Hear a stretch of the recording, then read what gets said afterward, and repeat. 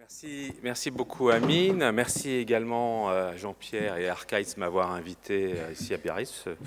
Je suis très content de faire partie des vôtres aujourd'hui. Je me rends compte que la façon dont j'ai formulé le titre de ma présentation laisse peu de place au suspense. Je pense que vous imaginez le dénouement déjà.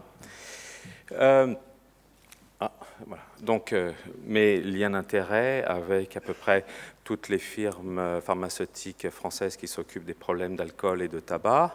Et je vais introduire ma communication avec cette figure qui vient de des dernières recommandations qui ont été éditées par la Société française d'alcoolologie il y a maintenant 10 ans, en 2003, et je trouve assez parlant sur la façon dont on a, pendant si longtemps, conçu le parcours de la personne qui va devenir dépendante, une personne qui commence à boire, on appelle ça l'usage dans notre nomenclature. Si elle boit de trop, et en France on dit que c'est 3 verres pour l'homme, 2 verres pour la femme, il passe dans la catégorie usage à risque. Et s'il y a en plus des problèmes de santé psychologiques ou sociaux qui apparaissent, on est dans l'usage nocif. Et jusque-là, eh bien, on considère que la personne peut réduire sa consommation et revenir à un usage ou passer de l'usage nocif à l'usage à risque, c'est-à-dire certes trop élevé, mais sans plus aucun problème. Tout change quand la personne devient alcoolodépendante. Et vous pouvez voir sur ce schéma qu'une fois qu'elle est alcoolodépendante, elle est scotchée dans ce diagnostic, il n'y a plus d'issue, il n'y a plus de sortie, on ne peut plus redescendre vers les catégories précédentes. Et donc implicitement, chez les personnes dépendantes, l'idée c'est que pour des raisons biologiques un peu compliqué, eh bien, la perte de contrôle de la consommation a un caractère définitif et qu'elle ne pourra plus réduire sa consommation et la maîtriser à nouveau. Et donc, il faut qu'elle arrête totalement de boire, qu'elle accepte complètement l'abstinence pour espérer s'en sortir. Voilà, ça c'était les concepts jusqu'à... c'était encore le cas en 2003, c'était il n'y a pas si longtemps.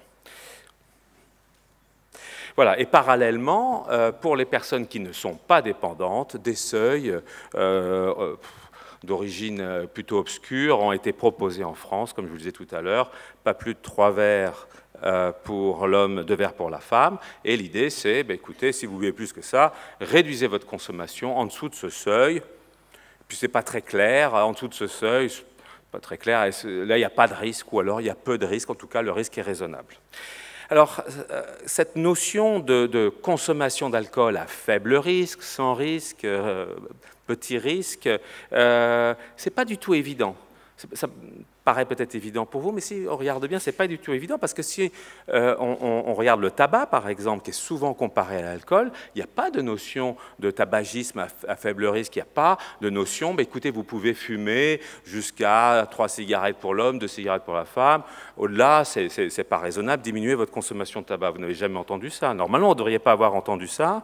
Pourquoi? Je vous invite à regarder la forme des courbes. Là, c'est la relation entre le nombre de cigarettes par jour et le risque de coronoropathie. Et vous pouvez voir que le risque est immédiatement élevé. Dès 1 à 5 cigarettes par jour, le risque est significativement élevé. Et ensuite, quand on augmente sa consommation à 20 cigarettes, il s'élève encore, mais finalement pas tant que ça. Et d'ailleurs, au passage, vous pouvez voir sur la figure que les personnes qui ne fument pas, mais qui sont exposées au tabagisme environnemental, ont un risque élevé, plus élevé que les personnes qui ne sont pas exposées, de développer une coronaropathie. Et puis là, c'est encore plus bizarre, la relation entre le nombre de cigarettes par jour et le risque de cancer du poumon. Vous avez vu cette courbe, enfin, pour moi ça ressemble à pas grand-chose, et de façon surprenante, le risque de développer un cancer du poumon est à peu près le même qu'on fume 10 cigarettes ou 50 cigarettes par jour. Ça, c'est vraiment étrange.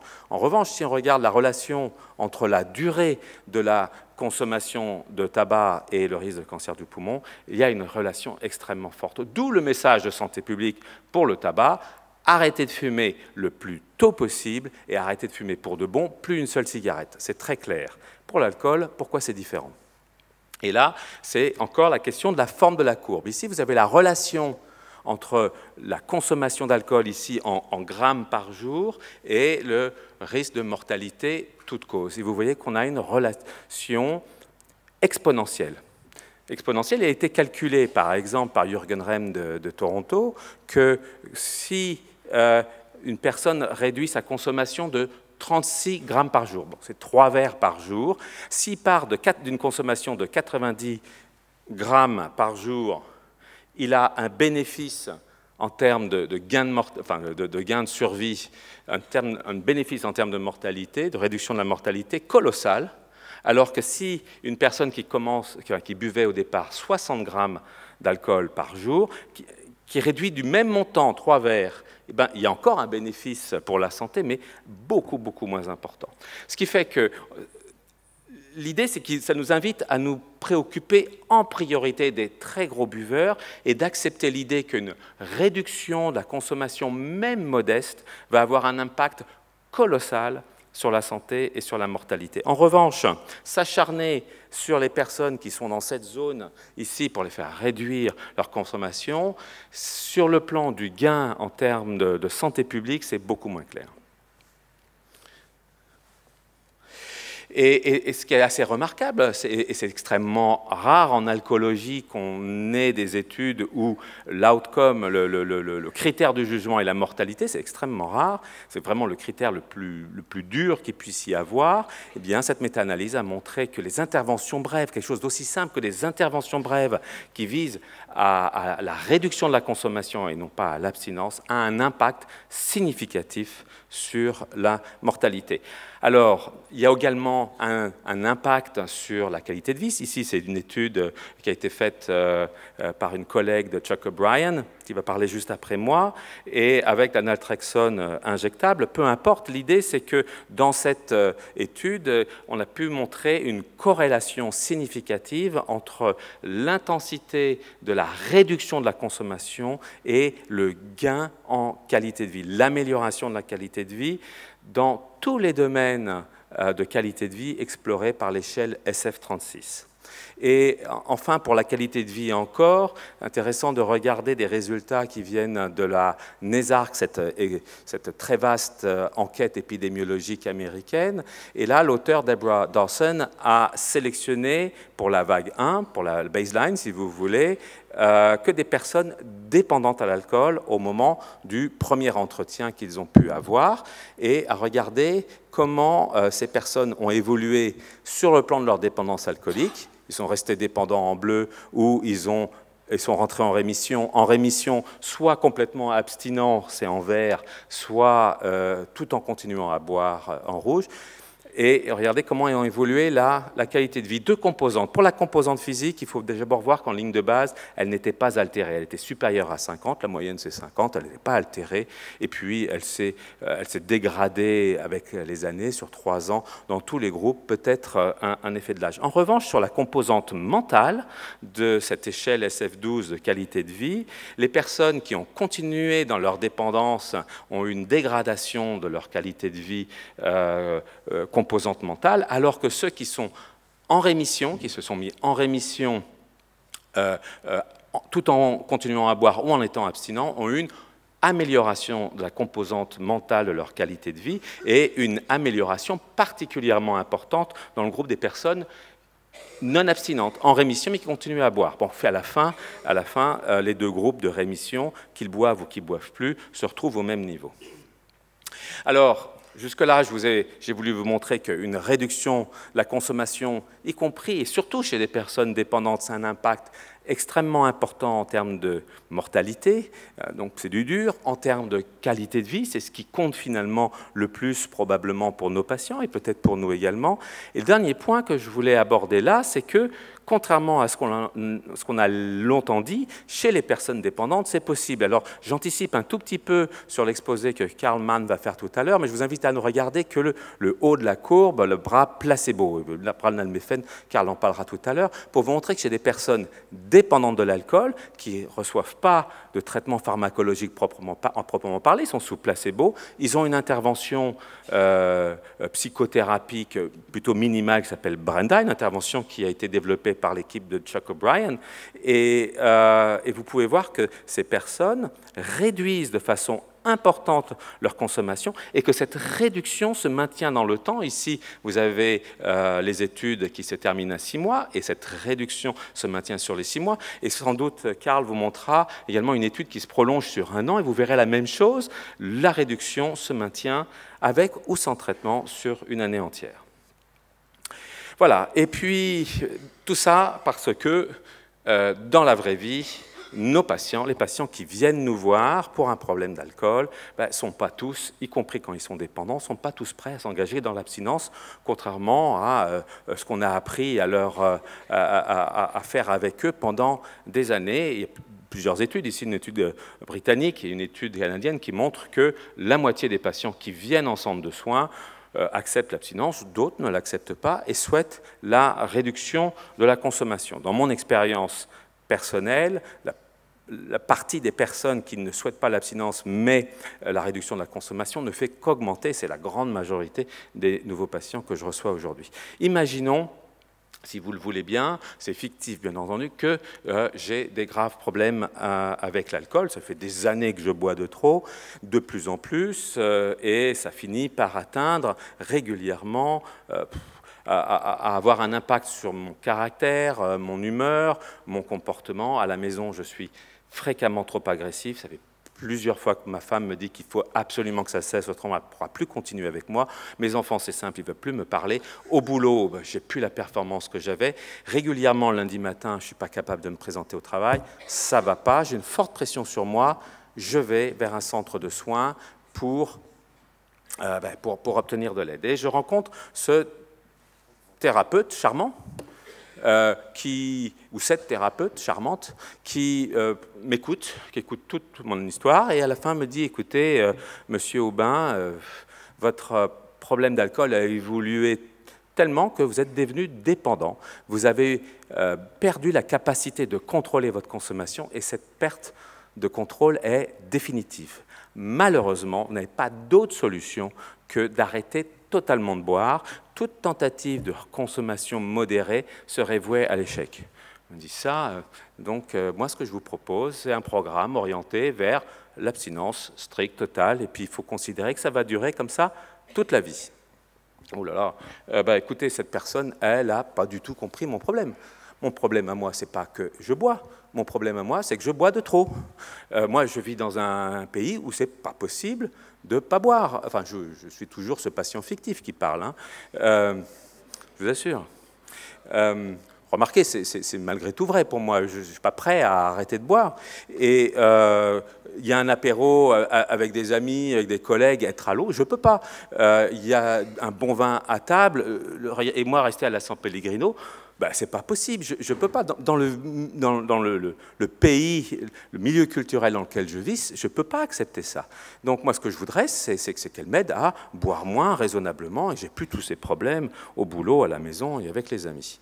Donc, il est probable que je ne revienne plus voir ce thérapeute ou cette thérapeute charmante.